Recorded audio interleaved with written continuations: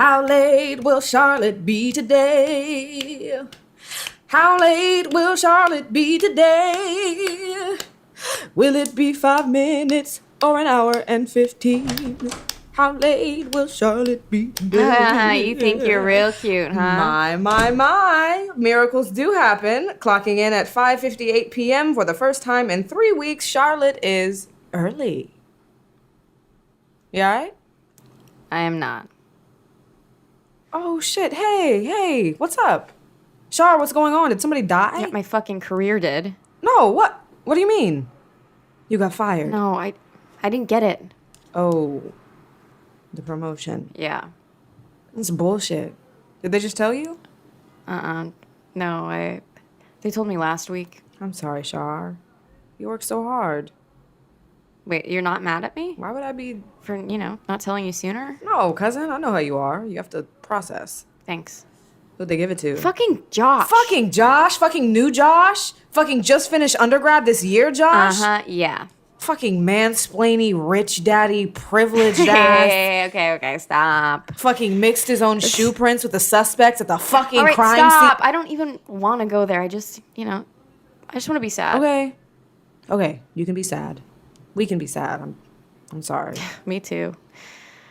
Okay, let me wipe my face before Connor comes in here with some silver lining bullshit. Our friend's positivity is both inspiring and fatiguing. I mean, it's easy to be positive when you're in it. Yep. Okay. I am gonna get some air before we start. All right, I'll be back in a sec.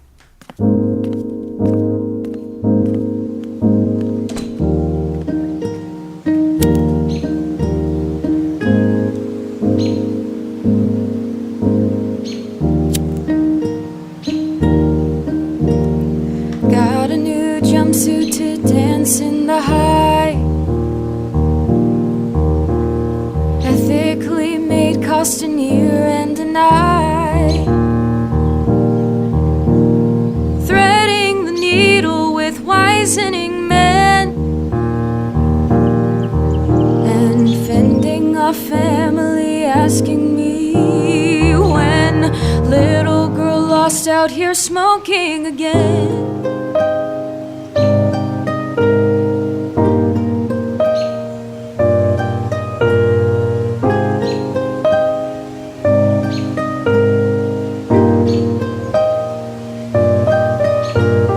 Wouldn't it be cooler? Wouldn't it be grand if I couldn't care?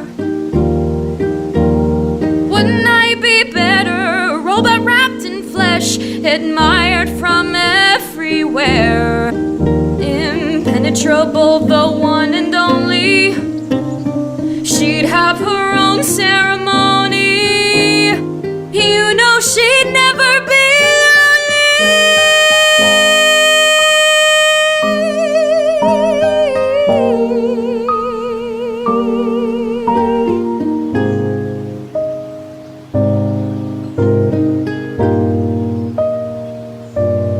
Wait for the next time, might be your turn then. Pat on the back, I'm so sick of wise men. Little girl lost out here smoking again.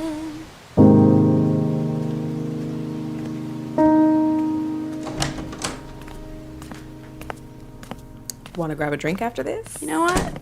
Yeah, I do. Great! I'll invite Oliver. Okay, don't push your luck. Come on, he has a PhD. I don't care. Ladies, relax. I am here. Everything is gonna be fine. Here, have some cake. Where were you? I was stuck downstairs talking to your dad about his new milkweed plants for like a half hour.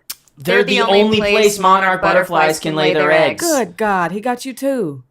You know that cake is gonna mess your tummy up. Okay, but it's worth it. Wait, is that? Creeper cake? Yes, and it's actually quite delicious even a week Yo, later. yo. Spit it out. You need to spit it out right now. Okay, chill. It's fine. I made him eat it first. He's not gonna poison himself. You saw him?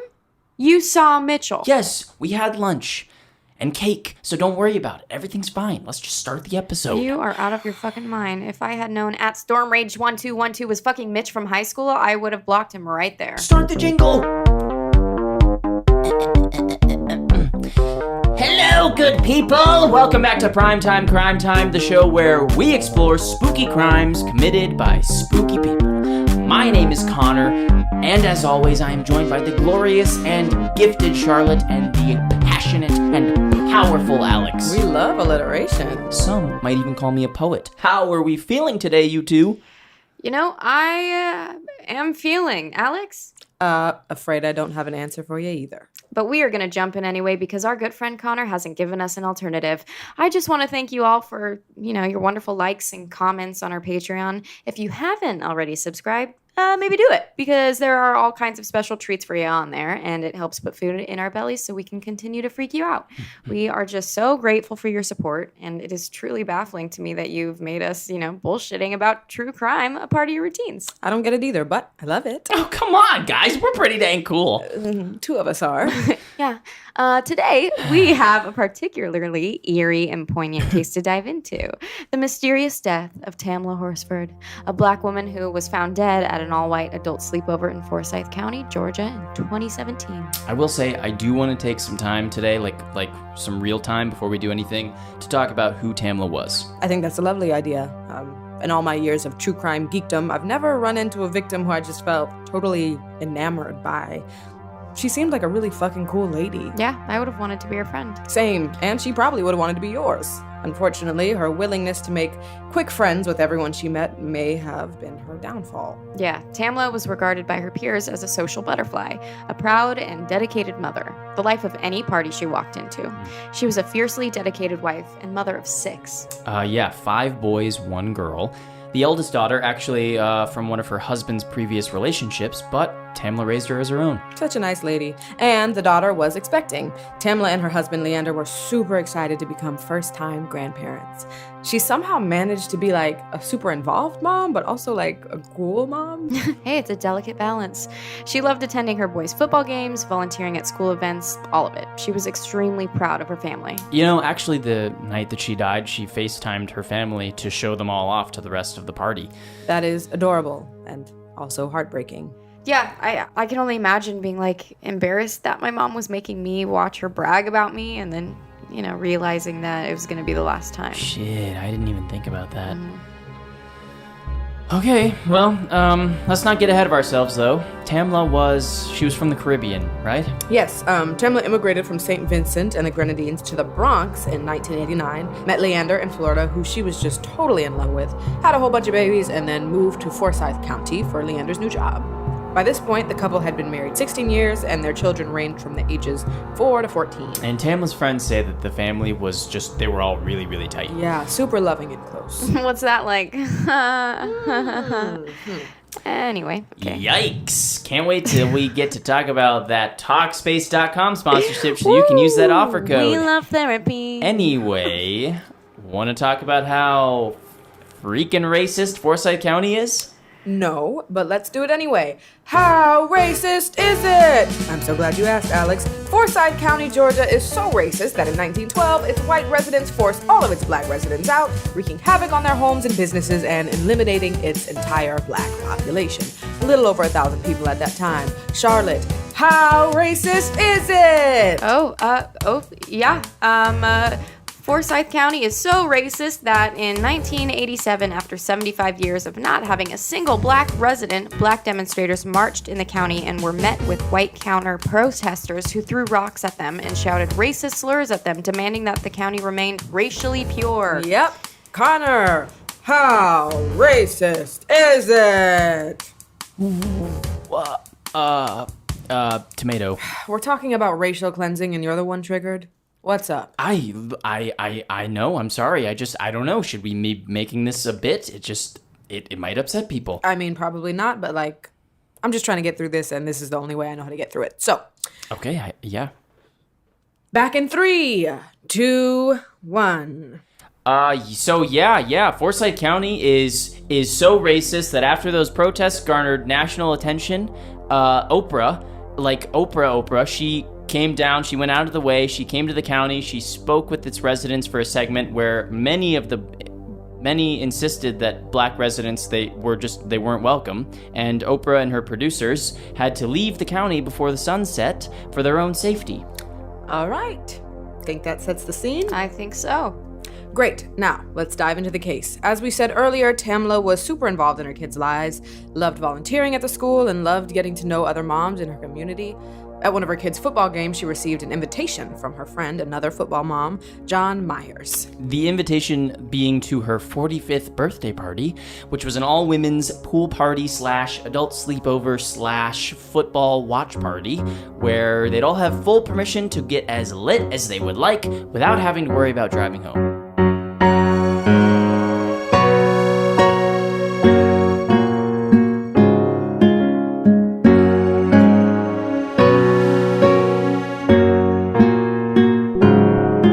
This blessed day, this cherished time flies. Some say our country's past its prime, but watching our boys make the climb, and break into halftime. Best partners in crime, isn't it sublime? It's game time. Tamla, hi, your boys ready? Stacy, they never let their team down. How about yours? Are they excited? Oh, they were climbing the walls to get here today. It's so good to see you. It's been too long. You too. Life is never dull with 5 kids at home. Well, speaking of, it's Jean's birthday soon, and I'm throwing together a little shindig for her. Wanna come?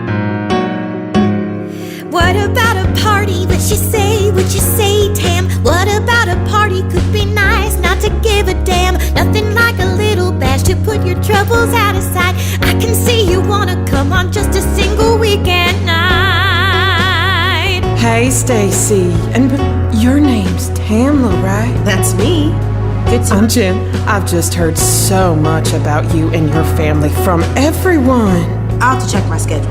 So many kids at home, it must be stressful. Not really. Despite your circumstance, it seems you've been successful. Thanks. So come and celebrate. This party won't back. I'll check my schedule. Quiet down, the kids are coming back. The time flies, watching our boys on their battlefield. In my eyes, no matter the outcome, their win is sealed. Come on, Tamla. What about a party? What you say, Tam? What about a party? Could be nice not to give a damn. Nothing like a little bash. You put your troubles out of sight. I can see you wanna come on just a single freaking night. What you say, Tam? What about a party? Could be nice not to give a damn. Nothing like a little bash. You put your troubles out of sight. I can see you wanna come on just a single weekend night.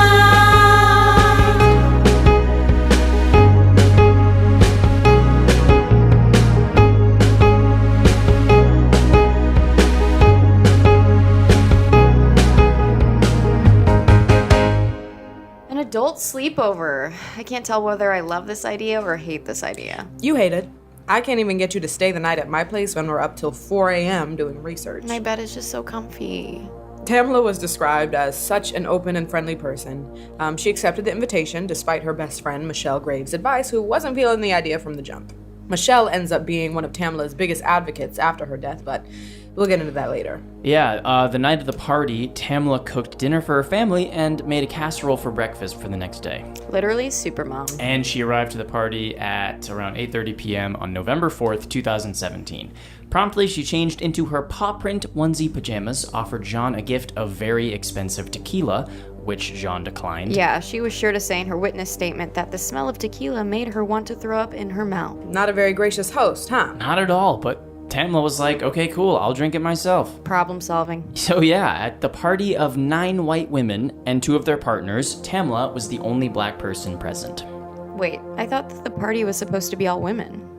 Yeah, this is a great example of how fucking weird things got how fucking quickly. John's 27-year-old boyfriend, Jose Barrera, and Thomas Smith, the husband of Stacy Smith, who hosted the party, decided that they were going to stay. Why? Well, no one really knows exactly why. The reasoning they gave in their interviews cited multiple reasons. Jose says he wasn't feeling well. Thomas said there was another party happening at his own house, and he didn't want to be there. Then Jose says that he didn't want to spend any money to find a place to go. I don't know. But Jose says that he asked John if he and Thomas could just kick it in their basement theater room and watch football and stay out of the way. So did they actually stay out of their way? Of course they didn't. They came up for snacks and then they didn't leave anybody alone. They ended up all watching the LSU game together, socializing, drinking tequila, playing Cards Against Humanity. Playing Cards Against Humanity with only one black person in the room should be a crime within itself. Yeah. The night continues. Everyone's drinking. In true Tamla nature, she has made friends with all the women at the party, even the ones she did not previously know.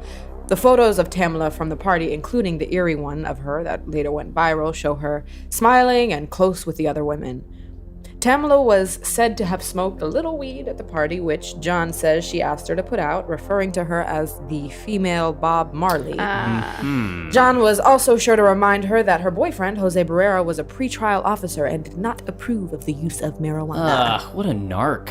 First tequila, and then a woman can't just enjoy a joint? What kind of party is this? I'm saying. One of the things that's consistent in everyone's accounts of the night is that despite her drinking, Tamla seemed totally in control of her faculties. I mean, she wasn't stumbling, she wasn't slurring her words, she seemed buzzed at most. Which is surprising because in every other way, the witnesses' testimonies are an inconsistent, blame-shifting mess. Some of the interviews, like, who are these people? Yo, Bridget Fuller, very much weirdo behavior. Did you read that one? Yes, yeah. The one who had, like, this weird superiority complex, who hated Jen with a passion. Oh shit, there was beef at the party? Yes, bro. Bridget Fuller's account of the party is almost like half shit talking about this woman named Jen, who was apparently just trashed and insecure. She's like asking everybody there if they really actually liked her. Not that person. She had to be carried to bed at the end of the night. Yikes. Embarrassing. Needy drunks are the worst. Excuse me. That comment feels like a personal attack. I just want to be loved on, you know? Yeah, never drinking White Claws with you again. Wait, you got drunk like that on White Claws? My tolerance is low. I'm a social justice powerhouse. I don't have time for tequila and things. Moving on. So, Tamla called her husband Lee and FaceTimed her kids to show them off around 11 p.m. By Lee's account, she was having fun and happy to be having some girl time. The guests at the party who didn't intend to stay the night start to filter out around 11:30 p.m., and John and her boyfriend are said to have headed to bed around 1:30. The last person who saw Tamla was the aforementioned Bridget Fuller, who saw Tamla eating a bowl of gumbo before she was picked up by her boyfriend at 1:47. Bridget says that Tamla told her that she planned to have one last cigarette and head to bed shortly after. That was the last known account of Tamla alive. The security system at Meyer's house showed that the back door opened, closed, and then opened for the last time at 1:57 a.m. The following morning, Jean's aunt, Madeline Lombardi, who also lived in the home, woke up at like 8:45 to make her morning cup of coffee, and then through the window, she saw Tamla in her paw print pajamas, lying face down in the grass below the balcony. Shar, can you pull up some of the direct text from Madeline's interview? I want you to read this shit for yourself. Yeah, for sure. Like after she saw Tamla's body? Yeah. Okay. I didn't start the coffee. I got on my knees and I said a prayer and then I ran upstairs and I knocked on the door and I thought I heard water running and I thought maybe it was Jean taking a shower. So I went downstairs because I like thinking I shouldn't wake up. Maybe she's up. So I went downstairs and I looked out the window again and it was just like I couldn't believe my eyes. I was saying inside my head, she's not moving. She's not moving. So then I went and knocked on the door louder. So she saw an unmoving body of someone that she knew outside of her home, but she didn't want to interrupt Jean's shower? Also, a prayer? Not 911, not CPR, a fucking prayer? I don't understand. I really don't know what you to expect. Let's take a break. I'm hungry. Works for me. Yeah, for sure. I'm not sure how to help. We can. Just, let her have her time. I knew this case was going to be a tough one. I mean, they're all tough, yeah, but this one I think just means something more. We're going to get a much-needed drink after this. Want to come? I'm not sure. I kind of had plans with a friend. A friend? Hey, what do you mean? Alex and I will be there. Another friend?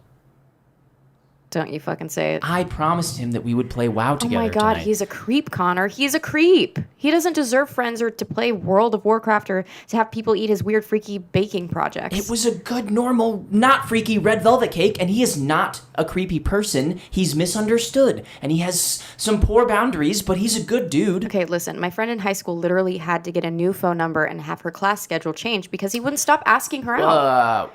Really? Seriously? Yeah, He would leave her little notes everywhere, like weird cryptic poetry, calling her cell and her house phone. And even when her dad picked up and threatened him, he didn't let up until the school administration got involved. Well, so then maybe he needs, like, another dude his age to hold him accountable for this kind of stuff.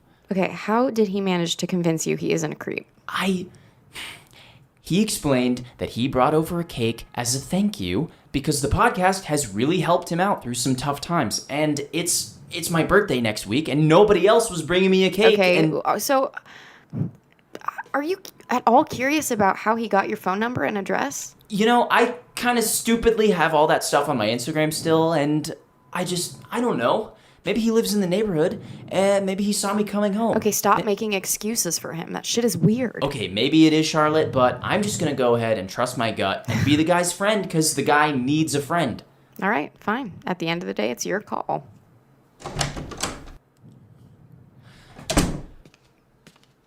So, find anything good to munch on? You know your daddy stay with the snacks. Carrots and hummus. Do you ever just eat, like, cookies or something? If they're oatmeal raisin. Ugh, you're a weirdo. Oh, hold on. Oatmeal raisin cookies are good if you leave out the raisins. Yes, normalize oatmeal cookies without raisins.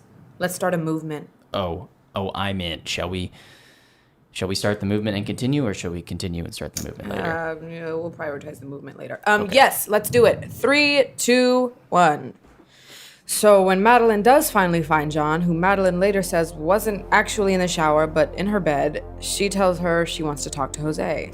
So she chooses not to tell Jean that her friend is lying face down in the backyard, but instead Jean's 27-year-old boyfriend who met Tamla for the first time the night before. Right. So far, Madeline saw body, stopped coffee, said prayer, knocked on the shower door. No answer, came back downstairs to confirm what she saw, went back upstairs, and asked Jose to come outside.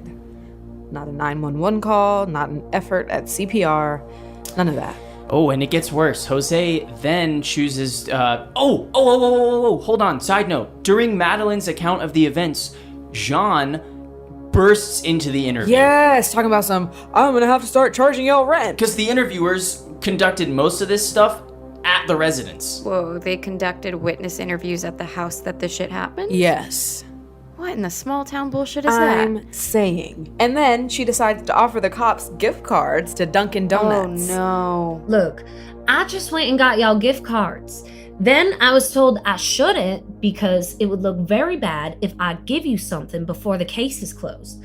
And it's very, it's very typical because I figure all cops love Dunkin' Donuts, right? And then, get this. Do you need me, or can I go upstairs and get ready for this funeral? This funeral, like it was for her fucking coworker's grandpa or something, and not for her friend who died in her house? Right. Okay, back to the morning the body was found. Madeline tells John that her friend from the islands... that her friend from the islands is lying face down in the backyard and that Jose needs to come check it out. I'm not sure if she wanted Jose to come because he's a man or because he's a pretrial officer or whatever, but Jose goes out to find Tamla lying in the grass, unmoving. He said in his 911 call that he had tried to move her leg, but that it was stiff, and then goes back and forth over the course of the 911 call between saying that he couldn't tell if Tamla was breathing and then saying that she definitely was not breathing at all. And it's honestly one of the most odd 911 calls that I've ever listened to. Yeah, I mean, to me, he felt cold and calculated, and I don't know, it's weird. All right, let me hit you with a list of things Jose did do over the course of the 911 call. Jose did suggest that Tamla was drinking heavily and was the only smoker in the house, insinuating that the cigarettes on the balcony could have only been hers. Jose did offer that there was a cut on Tamla's wrist and suggested that it was self-inflicted. When asked how far the fall from the balcony to the ground was, Jose did say 20 feet if you were standing on the railing. As if to suggest that she jumped. Maybe? but it's an interesting measure of distance. Jose also did offer to check the security cameras, saying that the whole incident would have been captured on the footage. Okay, but the officer surely told him not to do that, right? Like, that would be tampering with evidence. Well, they did not, and the security footage was never actually given to the police because it was conveniently deleted. Jean and Jose managed a really delicate balance of seeming very helpful and offering resources like the video, and then later on they were being like, oops. Like, literally. Oops. Direct quote from her email to Officer Christian. Hey, Mike, so weird. I must have deleted that footage from that day. I'm not tech savvy, so I don't know if we can get it back. And then she offers her password and username to the security software. There were videos from the day before and the day following, but none from that night to that morning. Ugh, my God, I can't. Now, back to Jose. Let's talk about what Jose didn't do. Jose did not check for a pulse, flip her over, or try to conduct CPR as he was trained to do as a pretrial officer. Like, I get not wanting to tamper with a body, but why would he assume she was dead before trying to help? Well, it was determined that Tamla was dead on the scene, not by EMS, who actually they weren't even sent to the scene, but by the investigators. And she was found face down with one arm up and out, which was swollen and dislocated, and one arm down by her side. This was noted by investigators as particularly odd positioning, the lack of blood at the scene also being noted as unusual for a fall of this kind. Now, her body was then sent in for an autopsy where they found all of the following injuries on her. They found a severely broken right wrist with a 1-inch laceration, a laceration on her left forearm, blunt force injuries on her torso and extremities, 1/2-inch abrasion on her forehead and more on her left eyelid, nose, and chin, many severe head injuries, a fracture of her second cervical vertebrae, and laceration of the right ventricle of her heart, which is an injury most commonly associated with severe car crashes. And that's not even all of them, but I think you get the point. Okay, so all that from a 10 to 15 foot fall from a balcony. That's what was decided. It should also be noted that Tamla had no bleeding or debris in her nose or mouth after allegedly falling face first into the grass, and no photos were taken of her body during the autopsy. Shut up. That is unheard of. Well, the investigators say she went out for a cigarette and accidentally fell to her death. Okay. So let's talk about the patio. How high was the railing itself? About 4 feet high. So a woman who, by all accounts, was totally in control of her faculties managed to trip and fall over a 4-foot railing while out for a cigarette? That's what they say the evidence suggested. We should also get into the toxicology reports. Do you have those too, Connor? Yeah, I do. So Tamla's blood alcohol content was 0.238, which is just slightly less than 3 times the legal limit to drive. Yet she didn't appear more than buzzed? Either she could really hold her liquor or something's weird. And she also had, of course, some THC in her system. Right. As well as trace amounts of Xanax, which was not prescribed to her, nor was there any evidence of it on her person, and her family makes it clear that it was not something that they knew her to have ever been taking. Some people saw that as evidence that she was drugged. Okay, I'm confused though. All those people asleep in her house and no one heard someone fall to their death? Guess not. Now, let's talk about the investigation. Interviews were not taken until a few weeks after the incident, and like we mentioned earlier, many of them were conducted inside John's home. And despite having weeks to put their stories together, many of the witness statements were conflicting with one another and with the evidence. For example, everybody was adamant that Tamla was the only smoker there, but there were 2 different types of cigarettes and lighters found on the balcony. Also, investigators did not test those cigarettes for DNA. Oh my God, what kind of an investigation is this? Someone tag me in, please. Put me in, coach. Truly, fucking Josh could have done a better job than this. Okay, tomato. I know. I'll cut it out in post. Fine. Thank you. Who's Josh? The one who got the promotion. You didn't get the promotion? I did not. We already talked about it. It's fine. Let's move on. Okay, yeah, it is. You know what? It is okay. That just means something better is on the way. Yeah. Okay, something better is 1 too many Moscow mules and a drunk cigarette tonight. Just be sure to stay clear of any balconies. Okay. Jeez, Alex. I'll cut it out. 3, 2, 1. John's interviews were pretty inconsistent with the evidence, as well as just being odd. She seemed really dedicated to developing a rapport with Officer Christian, asking to call him Mike, making frequent jokes with him, as well as offering him and the other officers gift cards, which he said on record he had to decline. When recounting the morning they found Tamla, John said that she called 911 and immediately handed the phone to Jose, which is false. She did speak to police briefly before passing it off. She also said that while on the phone, Jose touched Tamla's back and tried to move her leg, and when it didn't move, said she wasn't breathing and rigor mortis had set in. As we said earlier, Jose switched back and forth over the course of the call between saying she wasn't breathing and saying he couldn't actually tell. He didn't actually ever make any comments about rigor mortis on the recording of the phone call. Oh, would this be a good time to mention that the recording of the phone call cuts out in the middle, and that a portion of the phone call was never recorded? It's always a good time to mention that. Also, John told police in the interview that she found Tamla with both arms by her side, even though notably one arm was up and out above her head by the time the investigators arrived. The one with the broken wrist? Yes. And John continued to double down on the way she had found her, saying that the other people who saw her were mistaken. Wow, turning on her peers, huh? Yeah, she also suggested that Tamla did cocaine. What? Oh, yeah. Wasn't she like, Diane Paula told me that Tamla did coke. Right, and was like, if she was drinking and smoking weed, and those are depressants, I don't know how she had all that energy. Detective Sexton, this is so silly. All this was an accident. And everybody just needs to be there for each other and be kind. It is just a tremendous mess, and you hit it there, nail on the head. Freak things happen, like you said. You did everything just square. Her friends out there telling tales, and it's not fair. All of us have tried our best. You don't have to tell me twice. Out there skating in the dark, and it's thin ice now.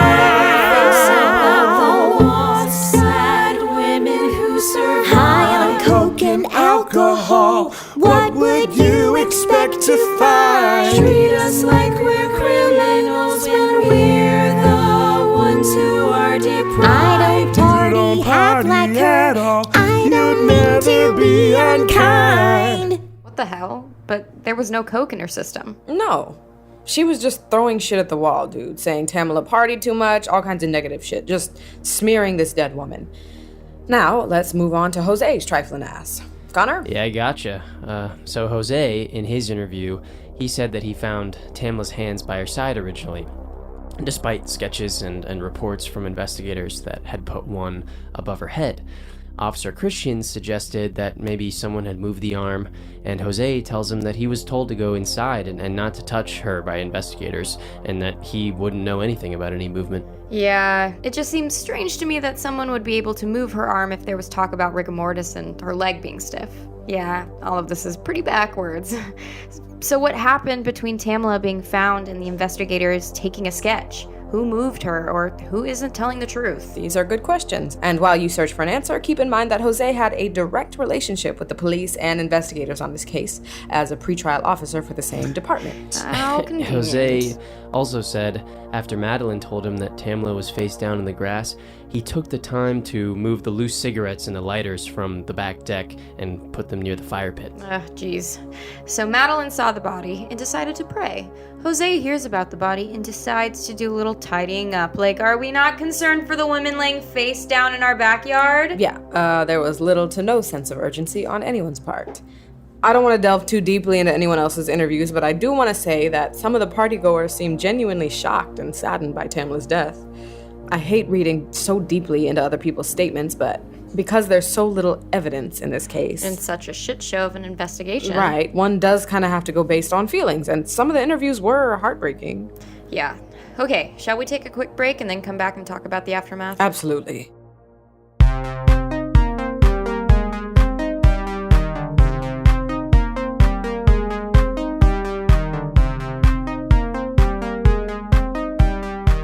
So, obviously, after the investigation concluded her death an accident, Tamla's families and friends were left with many questions. In particular, her friend Michelle Graves demanded media attention after Tamla received none in the 2 months following her death.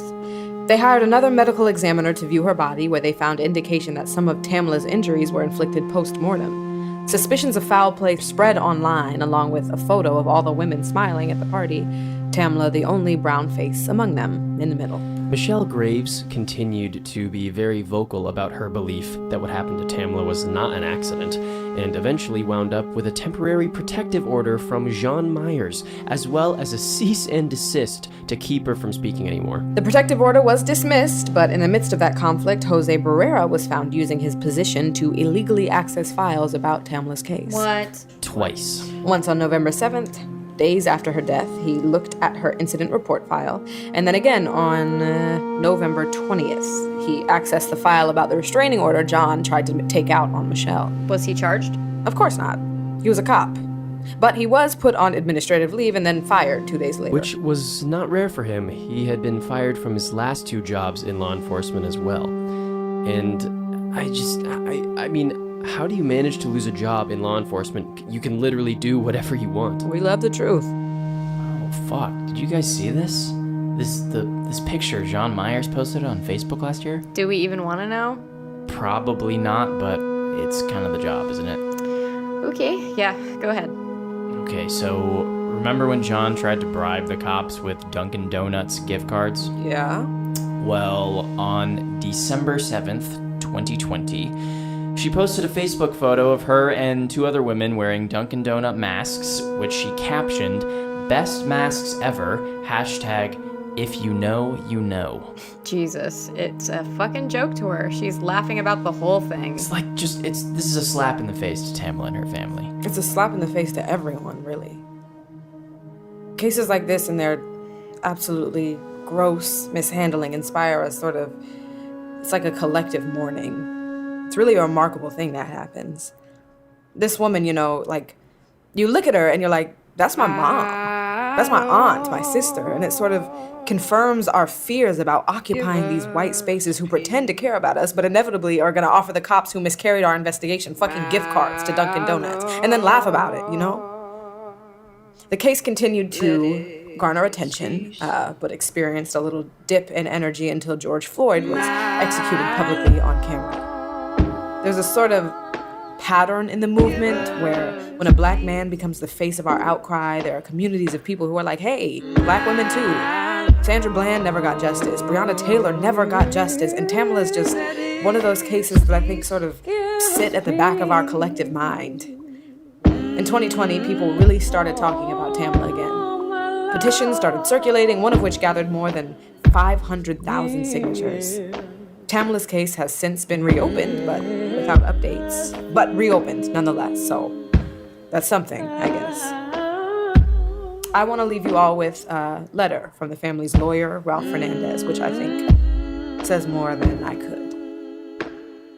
Dear Leander, 2 weeks ago we finished the exhaustive review of the records related to the investigation into the death of Tamla. I'm glad we had an opportunity to conference today with the rest of the immediate family. Hopefully by Tuesday, I will have a more detailed analysis, but for today, however, I want to repeat some of what I told you. The review reflects that a homicide is a strong possibility. Witness statements are in conflict. A potential subject handled the body as well as the evidence prior to the law enforcement arrival. Evidence was disposed of and no inquiry followed. The scene was not preserved. Evidence was inappropriately handled. The investigation was compromised by unauthorized access and disclosure to potential targets and witnesses. A remarkable fact is that there were no photographs taken during the autopsy of Tamla's body. This had to be done at someone's directive because such a practice is unheard of. Let us address one issue as a sample, in reverse order from the above. It appears Tamla was involved in a struggle. There were abrasions noted consistent with that scenario. There were parallel scratches to one arm. Since they were fresh, photos would have proven recent use of defensive force. But having no photo injuries to our detriment, there was one X-ray, yet the injury noted as the cause of death appears nowhere. Getting the records has been another monumental task, to say the least. I could go on, and will in a few days. Forsyth County Sheriff's Office employees have been the subject of much criticism. The case agent was a close friend of a subject who turned out to be the leak of the ongoing investigation. The town of Cumming has a history which raises eyebrows. After conducting my extensive research, I've come to the conclusion that the truth never had a chance here. Let me conclude by telling you that my years of experience led me to believe that 80% of cases where African Americans die under mysterious circumstances end up closed or cold because there are no videos and the only witnesses are bad guys or good guys that deep down are really bad. Then you have cases where law enforcement does a poor job and cares little to investigate thoroughly because of some connection or association to the perpetrators. Take the Ahmaud Arbery slaying recently. Without the videos surfacing in the media, there would have never been an arrest in that crazy relationship between the perpetrators, the prosecutors, and the investigators. A rookie lawyer that gets a video in a wrongful death case where a stopped car is rear-ended by a speeding semi will win each time. A video of someone walking up to a bank teller face uncovered and firing a gun point blank will most certainly lead to a conviction. But those facts are not what we are dealing with here. Here we are fighting an uphill battle because those who wear the badges and were entrusted with the investigatory task failed you. But this is not over. It will never be over. Be safe, be strong, we will get to the bottom of this. Sincerely, Ralph E. Fernandez. All right. We did it. Yeah, good job, dude. Thanks. Never doing that again, but thanks. I'm sorry I was not kind today. Stop, you were fine. I thought I wanted to do a case about a black woman, but I didn't really consider that then I'd have to do a case about a black woman. Yeah. I thought I was doing the right thing, but I don't want to talk about Black Death anymore. So we won't. Easy as that. Cool. So, what are we drinking tonight? Everything. Okay, you're gonna have 2 mojitos and then take your ass home. You don't know me. You coming, Connor? Oh, no, he actually has plans with... You know what? You tell her, Connor. I'm playing World of Warcraft tonight, with Mitchell. You know what? I don't even have the energy today. Don't die. Text me when you get home. Cool if I clean up tomorrow? Y'all good. Hey, let's hit it.